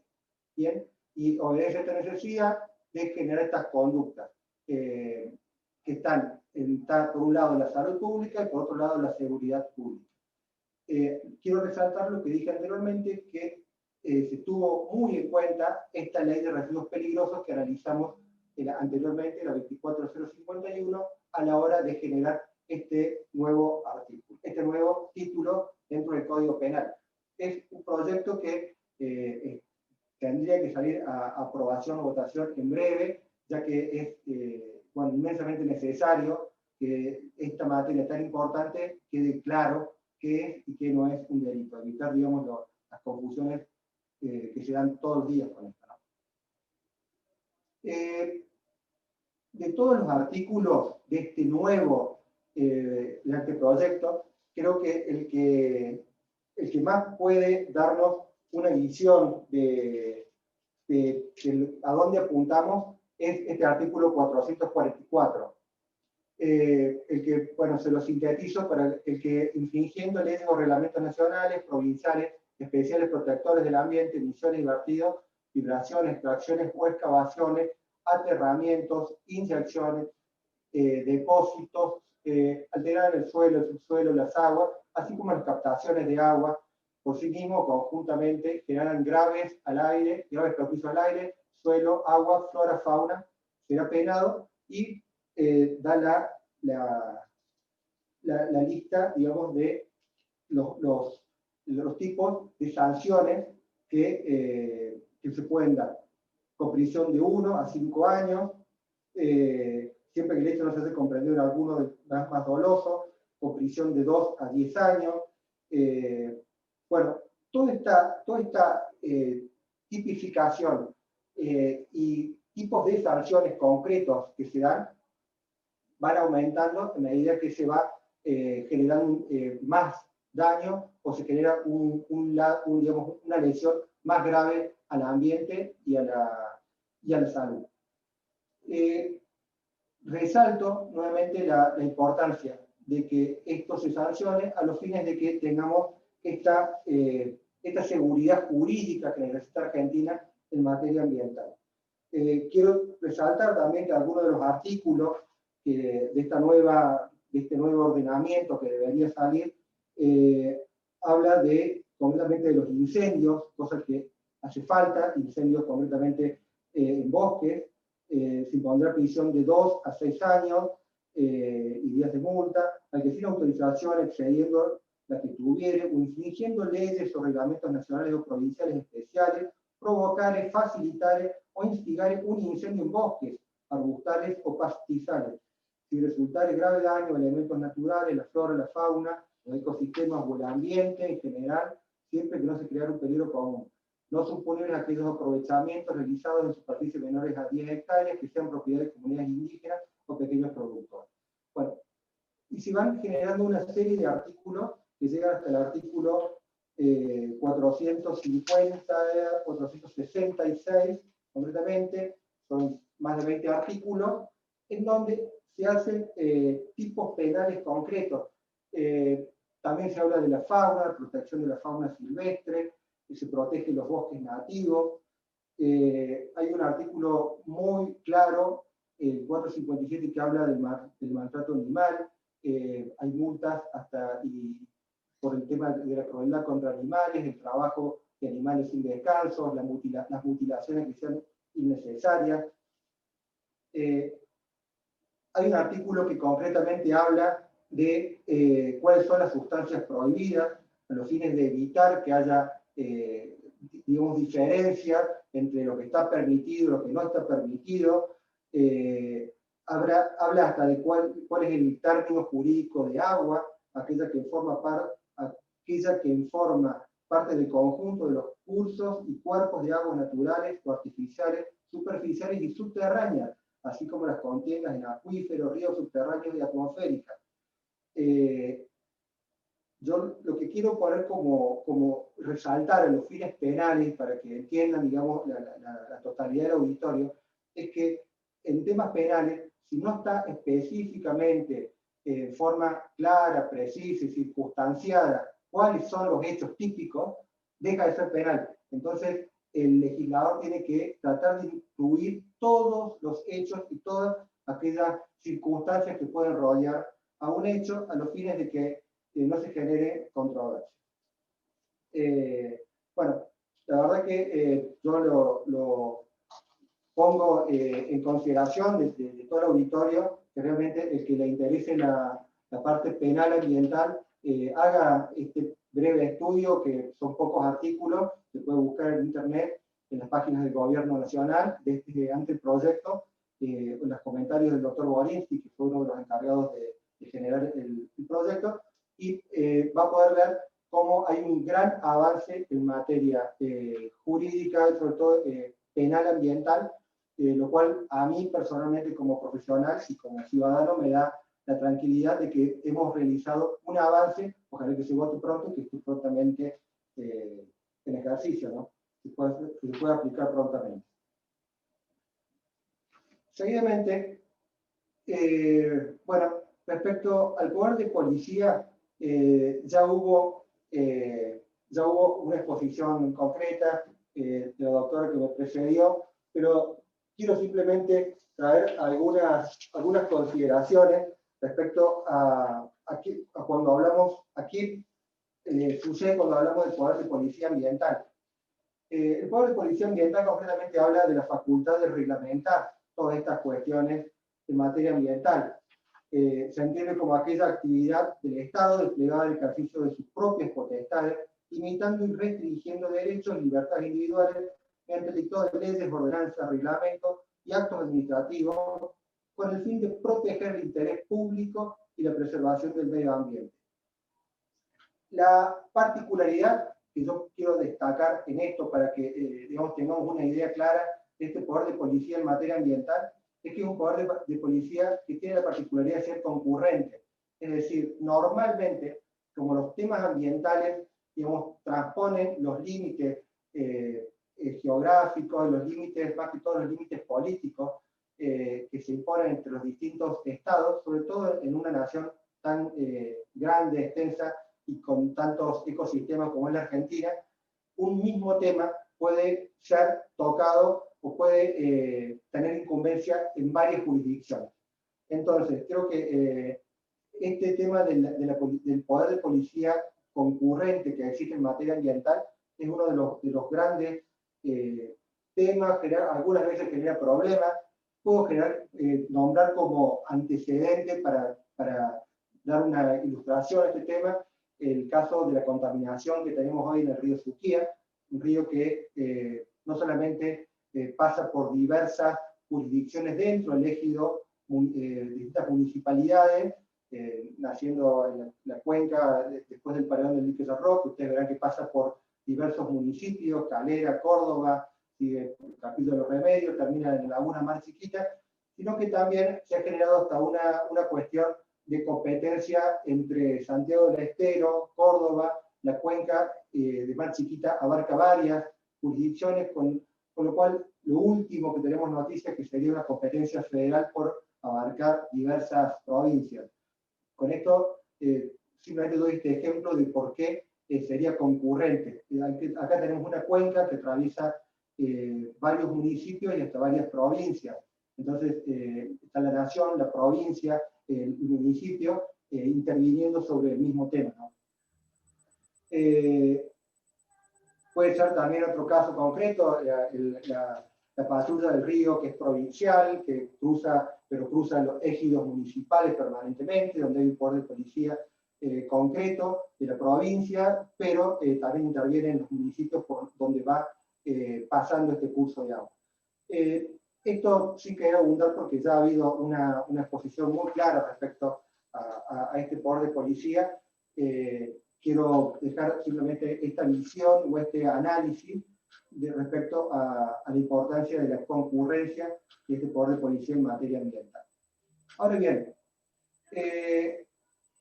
paso para tratar de cumplir con el horario a una cuestión que me compete hoy como funcionario, concretamente, que es la aplicación. Soy, al ser administrador de la justicia de falta, soy la autoridad de aplicación, conjuntamente con los jueces que componen esta justicia, del Código de Convivencia Municipal.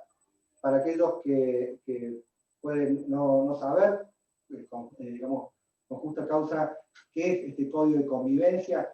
Bueno, es todo el conjunto de normativas y ordenanzas que rigen la Municipalidad de Córdoba y que está en un solo cuerpo normativo, que es el Código de Convivencia, todas aquellas infracciones que se generan dentro de la ciudad de Córdoba, y podemos enumerar que sean contra el tránsito, contra la habilitación de negocios, espectáculos públicos, en materia ambiental. Bueno, todas las ordenanzas, la parte sancionatoria, están todas resumidas y están en este Código de Convivencia Municipal, que es también un gran adelanto para esta ciudad, no tener una disgregación de ordenanza en materia sancionatoria, sino que yendo al Código de Convivencia uno puede saber todas las actividades que en nuestra ciudad están sancionadas en caso que no se cumplan de la manera que la ciudad les pide que se cumplan,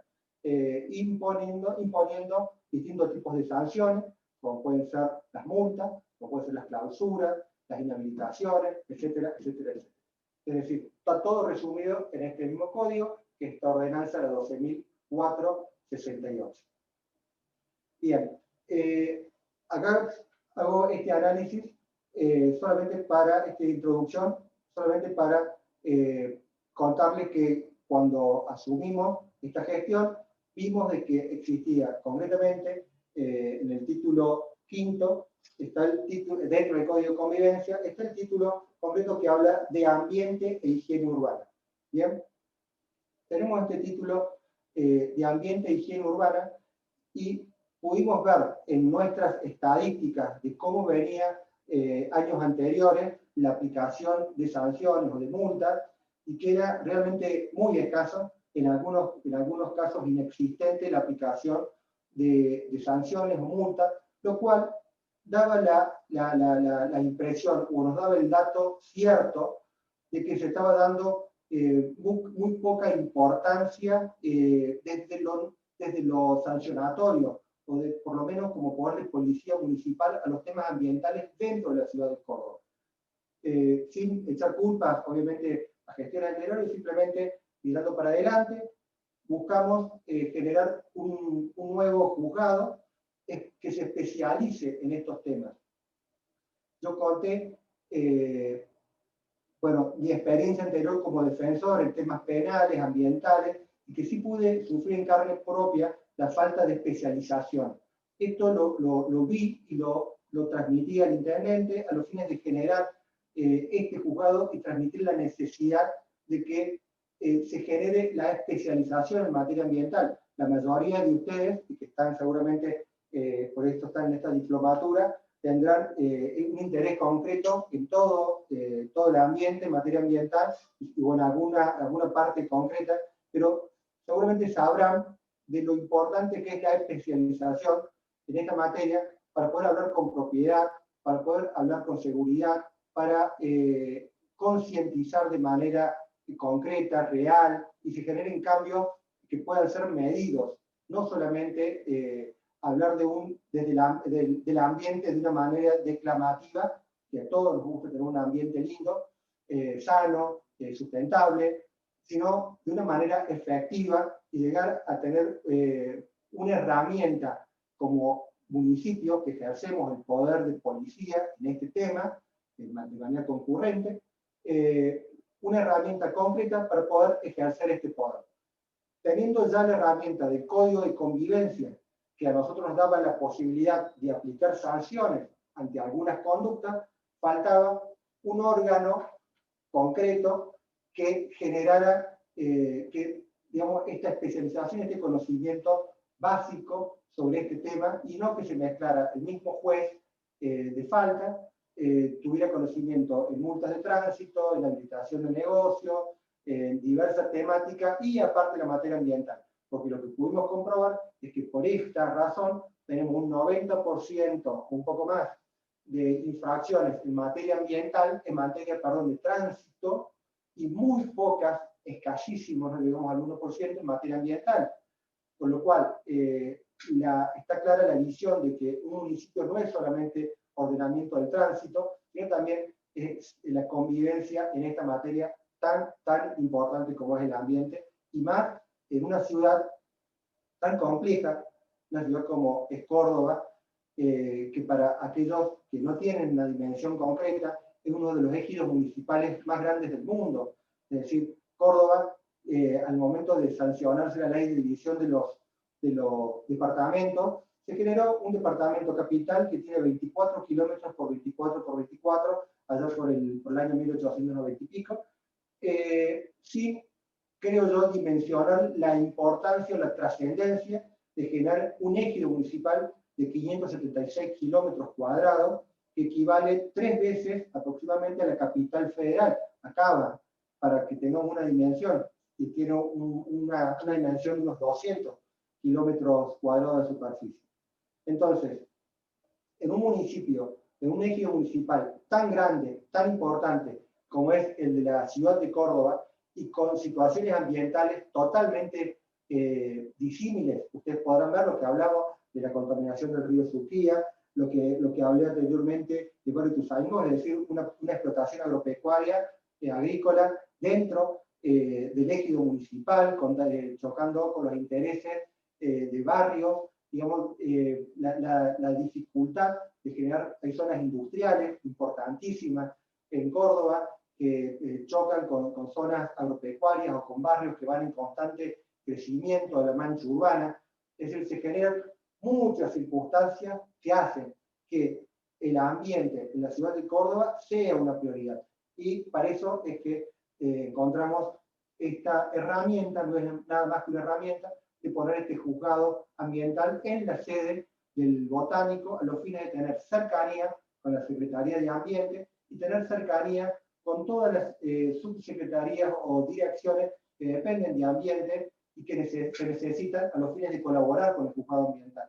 Porque la parte más rígida, más complicada en materia ambiental siempre es la cuestión pericial, es decir, determinar que efectivamente se están generando esas faltas o esas infracciones ambientales. Depende mucho de la interacción de todos los profesionales que intervienen en la Municipalidad de Córdoba para colaborar con el juzgado ambiental. Así que encontramos de esta manera este polo ambiental que va a funcionar en este lugar que es el Botánico, un lugar tan lindo de nuestra ciudad de Córdoba, ¿no?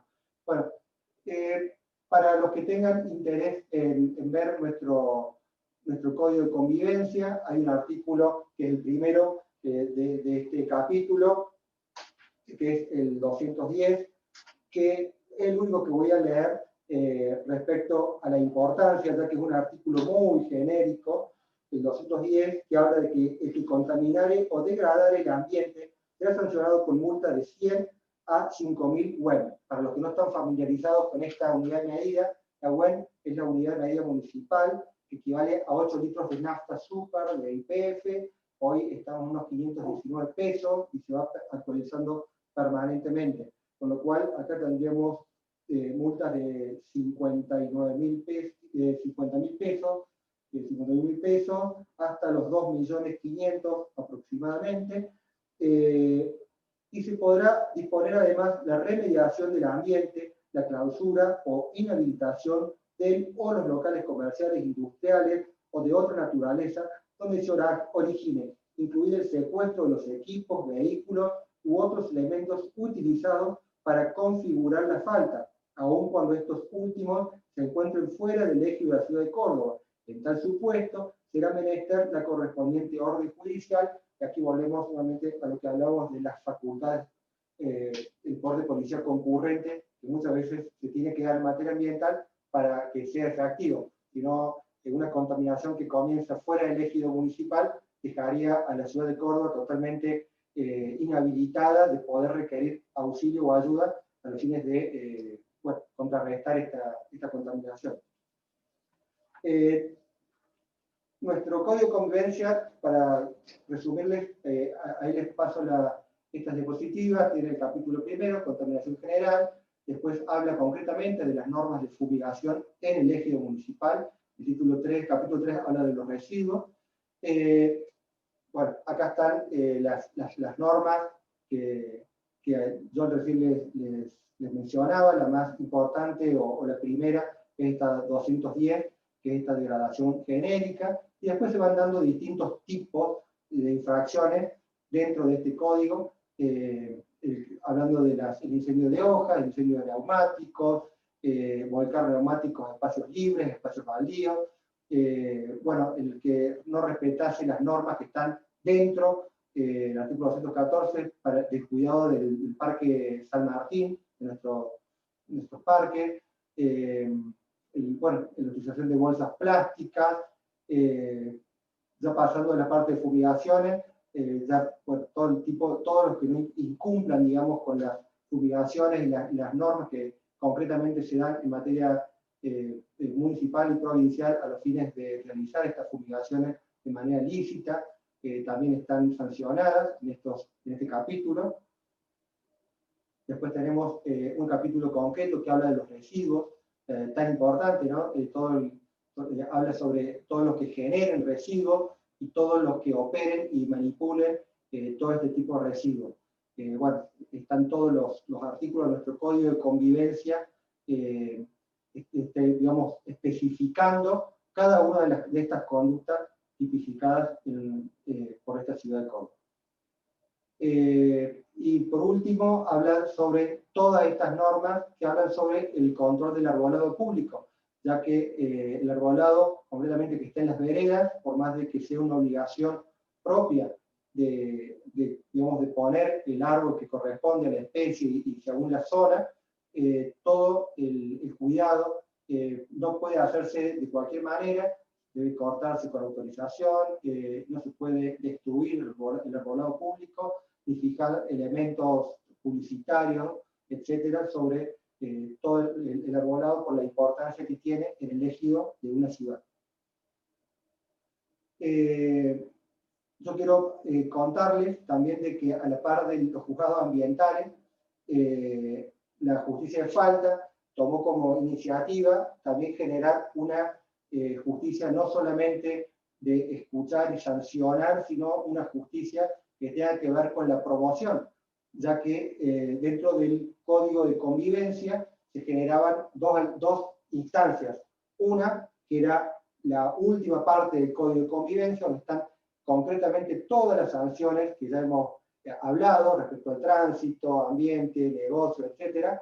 Pero al principio el código de convivencia habla, que creo que es lo más importante a mi forma de ver, que es prevenir cometer esas sanciones. Es decir, una ciudad avanza, socialmente es grande y a ver, cuando uno viaja, le gusta ir por ahí a algunos lugares donde ve que se respetan determinadas normas de convivencia. Este respeto a las normas de convivencia no estaba, digamos, siendo controlado o por lo menos propiciado por ningún órgano. Nosotros generamos en el ámbito de la justicia de falta esta figura de los promotores de convivencia.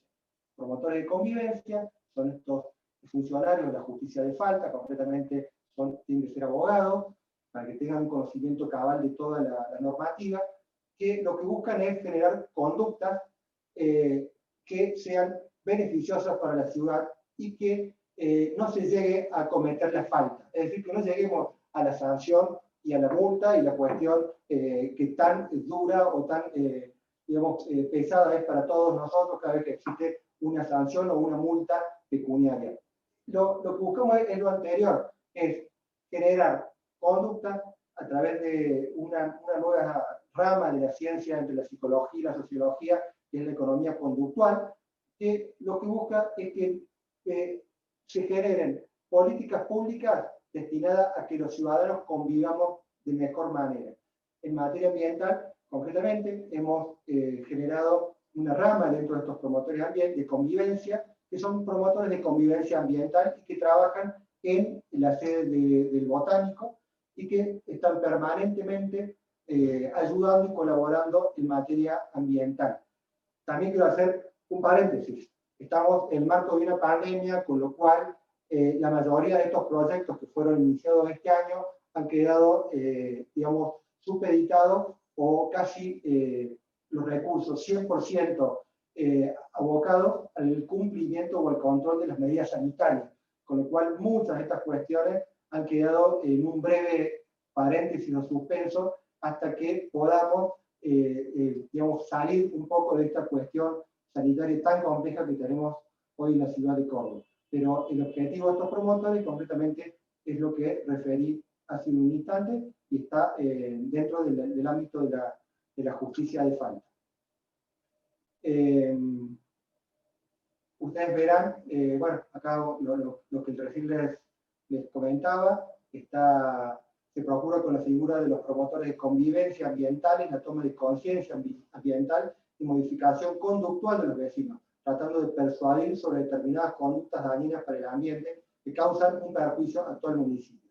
Nosotros vimos en este caso, y para dar algún ejemplo concreto, que no nos sirve de nada multar cuando ya se generó, por ejemplo, el vertido de agua en la vereda, que es una multa, o arrojar neumáticos al curso del río, o digamos, generar una multa respecto a esto y cobrar. Ya ustedes que conocen mucho más que yo los temas ambientales, todas personas especializadas en esto, cuando el daño se produce, ya reparar eso es muy, muy complejo. Entonces, desde los sancionatorios ya están los jueces, está la sanción. Ahora vamos con las conductas previas a los fines de evitar que suceda esto. Acá en eso es que se generan los promotores ambientales. El abordaje conductual, que es el que yo les decía recién, que entre una infracción y una sanción, un abordaje superador es evitar esto a través de la persuasión, a través de herramientas desde la comunicación, lo sociológico y lo psicológico, para lograr estos cambios. Bueno, yo con esto voy terminando, viendo que ya voy 45 minutos seguidos de exposición, y a fines de dejar algunos minutos para algunas preguntas que quieran realizar. Simplemente quiero dejar esta frase final porque es una frase que la he pensado recién de mi experiencia y tratar de abrirla un poco el debate con esta frase respecto a que el derecho penal como último límite debe ser claro, que es lo que hablamos al principio, que todos sepamos que cruzarlo en materia ambiental es atentar contra la vida, contra la salud, la propiedad, la libertad. Es atentar, como dice nuestro Papa Francisco, en su última encíclica Laudato Si, contra nuestra casa común. Bueno, yo con esto me despido y quedo abierto al debate que quiera proponer la organización. Muchas gracias. Bueno, muchísimas gracias a los dos, a Natalia y a Juan Manuel. Hay varias preguntas y varios comentarios también. Natalia, no sé si estás por ahí. Bueno, las primeras preguntas obviamente fueron en base a la exposición de Natalia. Una de las preguntas dice, ¿qué pasa si se autoriza la instalación, por ejemplo, de un feedlot y por el crecimiento urbanístico este queda rodeado de residencias? ¿Cómo se debe proceder? ¿A quién corresponde controlarlo? Mira, por lo general eso se termina viendo de una reubicación, porque suele pasar, digamos, esto de que quedan los emprendimientos o los parques industriales rodeados por barrios, y por lo general se termina judicializando eso. Con toda la tecnología y con todo, si se le exige de que tengan una mejor calidad, no sé, en tema de agua, embolcamiento de efluentes y todo, lo que tendrían que hacer es controlar la provincia o el municipio o la nación dependiendo del territorio en el cual se encuentren. Es decir, hay muchas veces de que esas fábricas o esas industrias quedan en el medio, lo que se piden es que se los readapte en tecnología para no contaminar, o si no, digamos, me ha tocado, por ejemplo, trabajar con hornos de carbón en la provincia del Chaco, y lo que se pedía era una reubicación justamente de esos hornos, y se trabajaba en conjunto con, en este caso, con la municipalidad. Pero es un tema para verlo en concreto, pero puede, digamos, estar cualquiera de los órganos, e incluso muchas veces el mismo Poder Judicial es el que pide la reubicación de estos emprendimientos. Bien. Otra pregunta dice, bueno, para allanar el camino, para denunciar un amparo ambiental y a los fines de agotar la vía administrativa, ¿el camino sería denunciar la infracción ante la policía ambiental hasta finalizar el expediente administrativo o hay otra vía? Es que no, a ver, no necesitas agotar la vía administrativa, directamente vos tenés dos caminos. Si vos ves que querés, digamos, hacer un amparo ambiental, vas directamente a lo contencioso administrativo, o iniciás, digamos, en la justicia civil o en la justicia penal, en donde corresponde la acción judicial. Podés iniciar una acción administrativa en realidad para evitar la acción judicial y ver si se puede solucionar antes sin llegar a la vía judicial.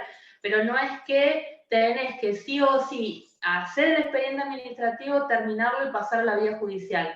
Digamos, podés hacer el trámite administrativo, después lo judicial, o pasarlo directamente a lo judicial. Bien, bárbaro.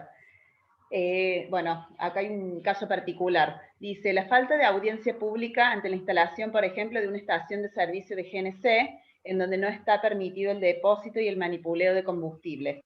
Dice, ¿acarrea la nulidad del acto administrativo que la habilitó? Sí, la ley, tanto la ley 10.208 como la Ley General del Ambiente, y ahora con la ley, digamos, del proyecto Escazú, del acuerdo Escazú que yo les decía, es obligatorio para todo emprendimiento realizar las audiencias públicas. Es raro que no se haya, digamos, hecho, porque, digamos, uno de los pasos para la aprobación del estudio de impacto ambiental es la audiencia pública. Tendría que de última chequear, no sé, digamos, si es de Córdoba o de otra provincia, pero por ejemplo se puede hacer un pedido de informe a la Secretaría de Ambiente solicitando saber si ese emprendimiento cuenta con una audiencia pública, con el estudio de impacto ambiental, si se hizo, en qué fecha y todo eso, antes, digamos, de hacer a lo mejor algún reclamo judicial o pedir la nulidad del acta. Bien. Bueno, esto es una pregunta de opinión. ¿Qué opinan acerca de la creación de la Fiscalía Ambiental? Yo simplemente, ya lo dejo al doctor, yo creo que necesitamos justicia ambiental especializada, porque cada vez tenemos mucho más casos, y la verdad que celebro que Córdoba haya hecho, la ciudad de Córdoba haya hecho la creación de un juzgado de faltas con personal idóneo y especializado en esta materia. Y por ahí creo que, a ver, me ha tocado en materia penal, no sé, por un tráfico de fauna, y me decían, bueno, pero tengo una violación y tengo un tráfico de fauna y por ahí, o un homicidio, y tengo que atenderlo urgente y esto puede esperar, lo de fauna. Entonces me parece que para descomprimir un poco la justicia y llevar a cabo causas y que lleguen a buen puerto causas ambientales, creo que es necesaria la creación de juzgados especializados. Sí, por Bien, mi bueno. parte, respecto a eso, yo creo que es muy necesario, sobre todo por la especialización, concuerdo con Natalia, porque me ha pasado ya como profesional actuando en estos temas y como refiere Natalia, sucede que parece que siempre hay temas más urgentes que el ambiente. Y a ver, he trabajado en la justicia también y muchas veces pasa eso. Es decir, ante una denuncia por cuestiones graves contra las personas, la sexualidad, diversos temas muy urgentes, parece que los temas ambientales quedan para un segundo lugar, siendo que necesitan mucho tema pericial y mucho resguardo de pruebas, y para resguardar pruebas hay que estar muy capacitado para saber que no hay contaminación en la cadena, etc. Entonces, creo que es urgente la especialización en materia del Poder Judicial de la provincia, ¿no? Que tenga la Fiscalía Ambiental. Bien, gracias. Preguntan también si podría categorizarse al ambiente como sujeto de derecho, como hicieron, por ejemplo, Ecuador y Bolivia. A ver, yo los otros días lo escuché al doctor Lorenzetti, si no lo conocen, es uno de los integrantes de la Corte Suprema de Justicia de la Nación, y él, la explicación que dio es que con la legislación que hay, ya el ambiente estaría protegido y que no es necesario pasarlo a, digamos, sujeto de derecho. Porque además el sujeto, a ver, como tenemos todos, tenemos derechos y obligaciones. Y poner al ambiente como sujeto de derecho le estaríamos dando solamente, valga la redundancia, derechos y no obligaciones. Y muchos en realidad lo critican porque dicen, a ver, un recién nacido tiene derechos, no sé, a tener un nombre, a ser cuidado y a un montón de cosas, digamos, alimento, un montón de cosas, y no tiene obligaciones. Entonces se podría categorizar en realidad al ambiente. Y también hoy por hoy está la discusión si los animales son sujetos o no de derecho, pero no voy a entrar en la temática. Para mí habría, digamos, que categorizarlos como sujetos de derecho. No estaría mal darle una protección y jerarquizarlo un poco más. A la explicación de Lorenzetti, creo que si hoy dentro de la Corte Suprema nosotros planteamos esto, no sé si tendríamos una sentencia a favor con respecto a esto, pero bueno, sería cuestión de ver cómo evoluciona la jurisprudencia. La doctrina ya lo trata y la jurisprudencia habría que verlo. Bien. Bueno, otra pregunta, esta es dirigida al doctor Araoz. Dice si está previsto crear más juzgados administrativos de faltas ambientales o reforzar los recursos del existente para cubrir las contravenciones cometidas en la jurisdicción de la ciudad de Córdoba. Sí, concretamente lo tenemos previsto. Lo tenemos previsto sobre todo porque la ciudad de Córdoba, digamos, nuestro plan principal es la descentralización. Es decir, estamos llevando todos los juzgados a la periferia, tratando de salir de lo que es acá la sede de la justicia de falta del centro. Y sí, creemos de que así como el juzgado ambiental hoy funciona en lo que sería zona noroeste, deberíamos en el futuro pensar en un juzgado que esté más cerca de la zona sur para tratar de, por lo menos, abarcar la ciudad de manera más pareja y sí, tener mayor abarcación de todo el territorio tan extenso como el de la ciudad de Córdoba. Así que está previsto. Bien, gracias. Otra pregunta es también acerca del destino que se les da a los fondos recaudados por las sanciones de multas cometidas en contra del ambiente. Bien.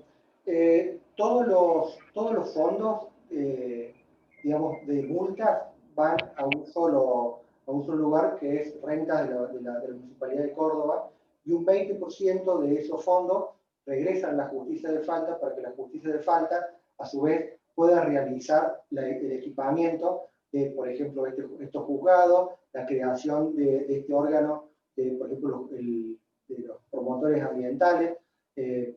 Estamos en la creación de nuestra nueva sede de monitoreo. Nuestra nueva sede de monitoreo, vamos a poder ver las cámaras de policía, las cámaras que tiene la policía de la provincia a través de un acuerdo que hemos hecho y una modificación en la ley de seguridad de la provincia.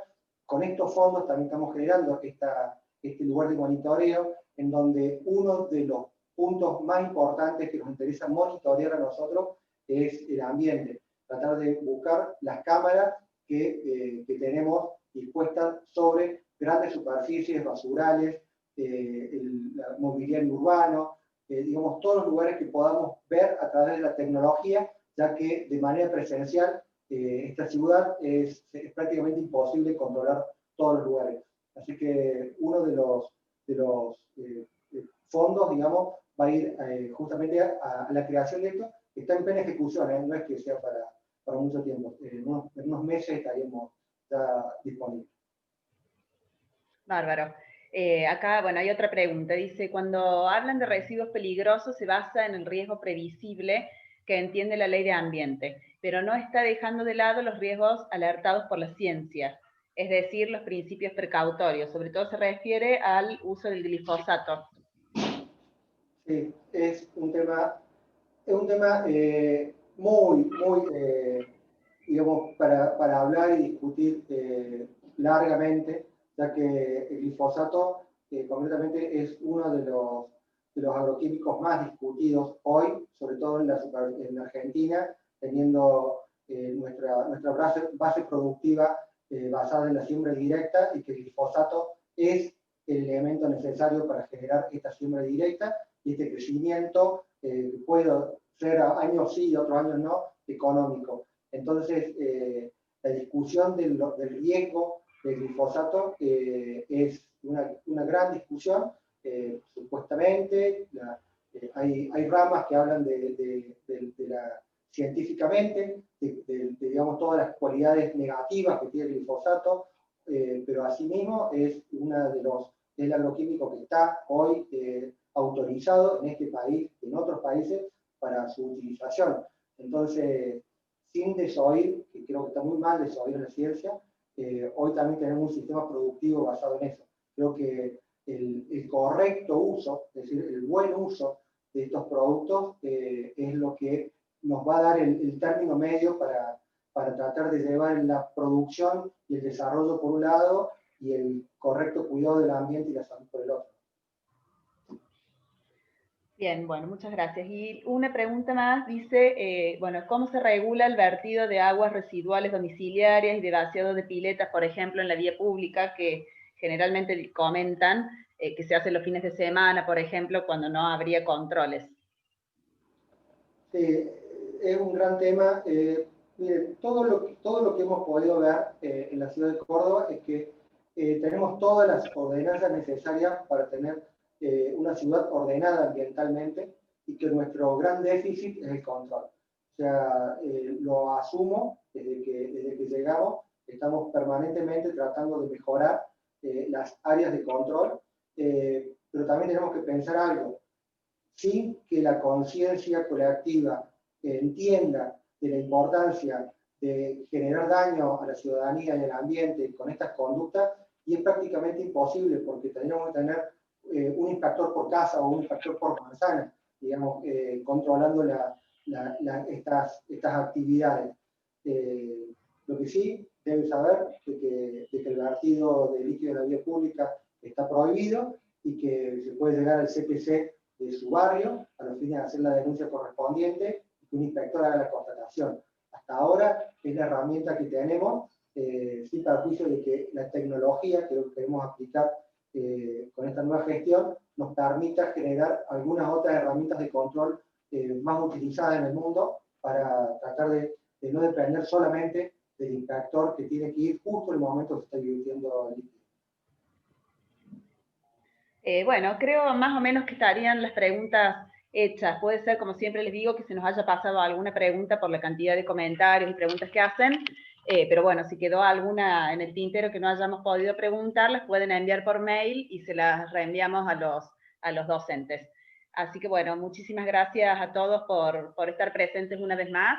Muchísimas gracias al doctor Araoz y a la doctora Langer. Y bueno, los esperamos la semana que viene nuevamente. Muchas gracias. Bueno, los despido entonces a todos.